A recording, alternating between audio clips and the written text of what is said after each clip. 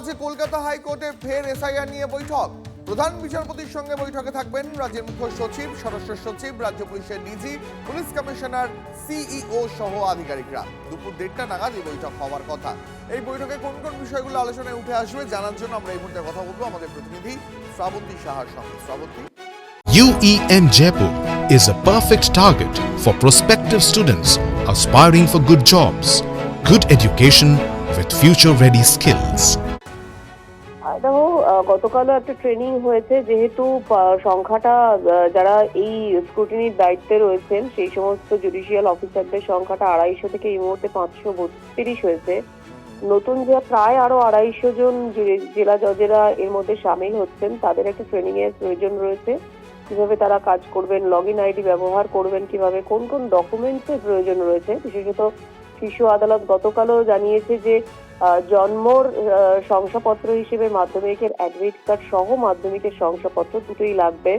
এই ধরনের ছোট ছোট যে জটিলতা রয়েছে, বিভিন্ন ধরনের প্রশ্ন উঠে আসতে পারে, তার জন্যই এই ট্রেনিং এর ব্যবস্থা রয়েছে। দুপুরবেলা এই বৈঠক হবে কলকাতা হাইকোর্টে। ধন্যবাদ শ্রাবন্তী।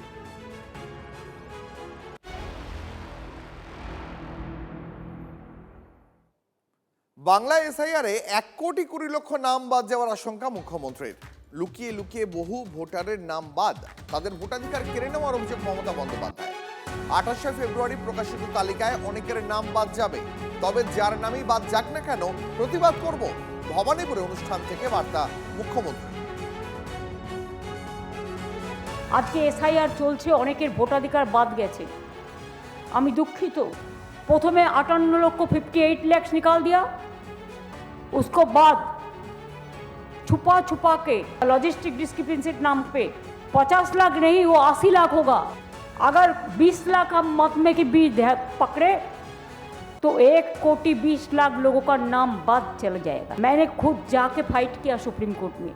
हमको पता नहीं है 28 तारीख में जो लिस्ट निकालेगा, ये लोगों ने छुपा छुपा के, छुपा दोस्तों हम लोगों ने 1,20,00,000 लोगों को नाम उतार दिया आफ्टर 14 कि लॉग इन उसका पास में है। ऑर्डर भी हो गया, 4-5 दिन हो गया कोर्ट का, उसका बाद भी काम शुरू नहीं हुआ। मेरे को पता नहीं है 28 तारीख में जब लिस्ट निकालेंगे तो लोगों को मन में जिसको नाम नहीं रहेगा कितना दुख होगा। एक काम सफल हो जाएगा तो हम फिर आके इधर में माथा ठुकेंगे कि आम आज प्रे करके जा रहा है जस्टिस के लिए, जियो और जीने दो। মুখ্যমন্ত্রী আশঙ্কা প্রকাশ করছেন 1,20,00,000 নাম বাদ যাবে, আর এসআইআর এর নাম বাদ গেলে তার দায় মুখ্যমন্ত্রীর উপরে ঠেললেন শুভেন্দু অধিকারী। 28 তারিখের তালিকায় নাম না থাকলে দায় মুখ্যমন্ত্রীর। কেন্দ্রীয় সরকার, কমিশন, বিজেপির কোনো দায় নেই, দাবি শুভেন্দু অধিকারী। নির্দিষ্ট টাইমের মধ্যে নির্বাচন করতে গেলে ভোটার তালিকা ঘোষণা করতে হবে, 28 তারিখে বেরোবে। 28 তারিখের তালিকায় যাদের নাম থাকবে না তার জন্য দায়ী মুখ্যমন্ত্রী হবে। ইলেকশন কমিশনও দায়ী হবে না, ভারত সরকারও দায়ী নয়, বিজেপিও দায়ী নয়। আপনি সুপ্রিম কোর্টে গিয়ে জোর করে তালিকা প্রকাশ করাচ্ছেন আর বাকিদেরকে সাপ্লিমেন্টারি তালিকায় ঝুলিয়ে রাখছেন। যার নাম বাদ যাবে তারা চলে যান কালীঘাটে গিয়ে উত্তর চান। উত্তর চাইতে অন্য কোথাও যাওয়ার দরকার নেই। উনি সুপ্রিম কোর্টে গেছিলেন, দেখালেন, উনার পার্টির পক্ষ থেকে ডেলি বলায় আমাদের জয় হলো। আজ সুপ্রিম কোর্টে আমরা জিতলাম, গণতন্ত্র জিতলো, মানুষ জিতলো।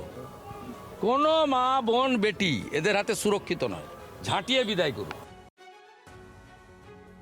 1 মার্চ বাংলায় আসছে না কমিশনের স্পেশাল টিম। রাজ্যের অনুরোধে পিছিয়ে গেল নির্বাচন কমিশনের বঙ্গ সফর। 28 ফেব্রুয়ারি ভোটার তালিকা প্রকাশের পর বিক্ষোভের আশঙ্কা রাজ্যের। কমিশনের প্রতিনিধিদের ঘিরে বিক্ষোভের আশঙ্কা রাজ্য সরকারের। অপ্রীতিকর পরিস্থিতি তৈরি হতে পারে, সেই কারণেই কমিশনের প্রতিনিধি দলকে সফর পিছনোর আর্জি রাজ্যের। ইডেনে বিশ্বকাপের ম্যাচ থাকায় 1 মার্চের বদলে অন্য কোনো দিন আসার প্রস্তাব দেয় সিইও অফিস। আরে রাজ্য অনুরোধ করতে হচ্ছে তো পরের কথা, ওরা গিয়ে আগে ইলেকশন কমিশনকে জিজ্ঞেস করুন না মানলো কেন। তার মানে অনুরোধের মধ্যে কোনো একটা ছিল, অনুরোধের মধ্যে একটা যৌক্তিকতা ছিল।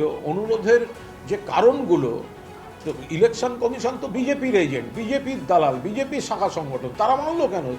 তাদেরকে গিয়ে বলুক তারা মানলো কেন। আচ্ছা, এসআইআর পর্বের পরও কি কমিশনের রাজ্য দড়ি টানাটানি জারি থাকবে? সূত্রের খবর, ভোটের আগেই রাজ্যে আসছে 1000-এরও বেশি কেন্দ্রীয় পর্যবেক্ষক। মনোনয়ন প্রক্রিয়াতেও নাকি চলবে পর্যবেক্ষকদের নজরদারি। আসনে কটাক্ষ তৃণমূল শিবিরের। রাজ্যে ভোট আসছে, তার সঙ্গেই নাকি এক ঝাঁক পর্যবেক্ষক বা অবজারভার আসছেন এ রাজ্যে। সংখ্যাটা নাকি 1000-এর বেশি, তেমনই খবর পাওয়া যাচ্ছে নির্বাচন কমিশন সূত্রে। ভোট ঘোষণা হবে আর পর্যবেক্ষকরাও নাকি এন্ট্রি নেবেন এ রাজ্যে। প্রত্যেক বিধানসভার দায়িত্বে একজন কেন্দ্রীয় পর্যবেক্ষক। ভোট ঘোষণার দিনই 294টি কেন্দ্রে দায়িত্ব নেবেন পর্যবেক্ষকরা। পর্যবেক্ষকদের প্রশিক্ষণও শুরু করেছে নির্বাচন কমিশন। নির্বাচন কমিশন সূত্রে এই খবর সামনে আসার পরই কটাক্ষ ছুড়ে দিয়েছে রাজ্যের শাসক শিবির। পরিযায়ী পর্যবেক্ষকরা আসবেন ইলেকশন কমিশনে। অনেক তাদের আগ্রহীরা বলছে আমাদের বাংলায় পাঠাও, একটু ঘুরতে যাবো। হিমালয় থেকে সুন্দরবন, ওপাশে সমুদ্র, যে বিরাট পর্যটন। তারপর শুনেছে জগন্নাথ দেবের মন্দির। এসআইআর এর লিস্ট বেরোনোর আগে মিলিটারি পৌঁছে যাবে এমন অবস্থা প্রায়। তারা বুঝতে পারছে কোন জায়গায় যাচ্ছে। এদিকে 1 মার্চ বাংলায় আসছে না নির্বাচন কমিশনের স্পেশাল টিম। রাজ্যের অনুরোধেই নাকি পিছিয়ে গেল নির্বাচন কমিশনের বঙ্গ সফর। 28শে ফেব্রুয়ারি ভোটার তালিকা প্রকাশের পরে কমিশনের প্রতিনিধিদের ঘিরে বিক্ষোভের আশঙ্কা রাজ্য সরকারের। সেই কারণেই নাকি কমিশনের প্রতিনিধি দলকে সফর পিছনোর আর্জি রাজ্যের। অন্যদিকে সিইও দপ্তর সূত্রে খবর, ইডেনে বিশ্বকাপ ম্যাচ থাকায় 1 মার্চের বদলে অন্য কোনো দিন আসার প্রস্তাব দিয়েছেন তারা। Bureau report, TV9 Bangla. ভোটের গরম হাওয়া জনতার দরজায়, টকবক করে ফুটছে জল্পনার জল। কোনো দলই প্রার্থী তালিকা এখনো পর্যন্ত প্রকাশ করেনি। ভোটার তালিকার মতন প্রার্থী তালিকাতেও নাকি ঝাড়াই বাছাই চলছে। এর মধ্যেই খবর, কলকাতা সংলগ্ন এলাকায় নাকি জোড়া ফুলের প্রার্থী তালিকায় খুব বেশি রদবদল হচ্ছে না। লোকসভা ভোটের ফল বলছিল শহুরে ভোটে বিজেপির দাপট বাড়ছে। রাজ্যের একাধিক প্রান্তের শহুরে ভোটেও সেই ট্রেন্ড।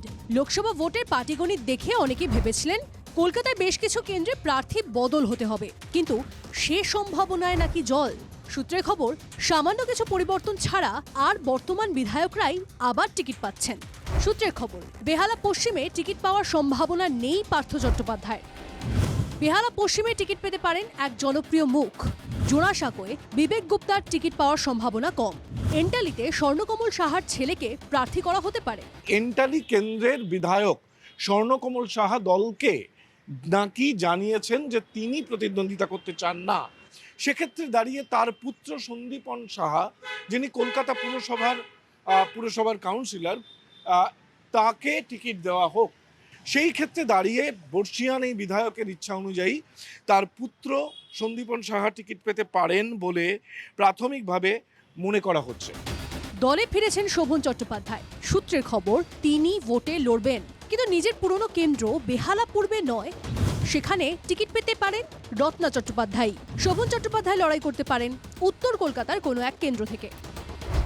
সূত্রে খবর, সুব্রত মুখোপাধ্যায়ের আসন বালিগঞ্জে প্রার্থী করা হতে পারে মন্ত্রী শোভনদেব চট্টোপাধ্যায়কে। শোভনদেব চট্টোপাধ্যায়ের আসন খড়দায় পাঠানো হতে পারে মদন মিত্রকে। কোনো টোটকা খাবে না, লোক পরিবর্তন চাইছে। একটাই সমাধান, মমতা ব্যানার্জিকে প্রাক্তন করতে হবে। 21-এ নন্দীগ্রাম যা ভেবেছে, 26-এ বাংলা তাই ভাববে। সবটাই শোনা যাচ্ছে জল্পনার পর্যায়ে। চূড়ান্ত প্রার্থী তালিকা প্রকাশের আগে আরও কয়েক দফা আলোচনা চলবে, তাতে সন্দেহ নেই। ততদিন জনতার মনে জল্পনা চলবে। সৌরভ গুহর রিপোর্ট, TV9 বাংলা।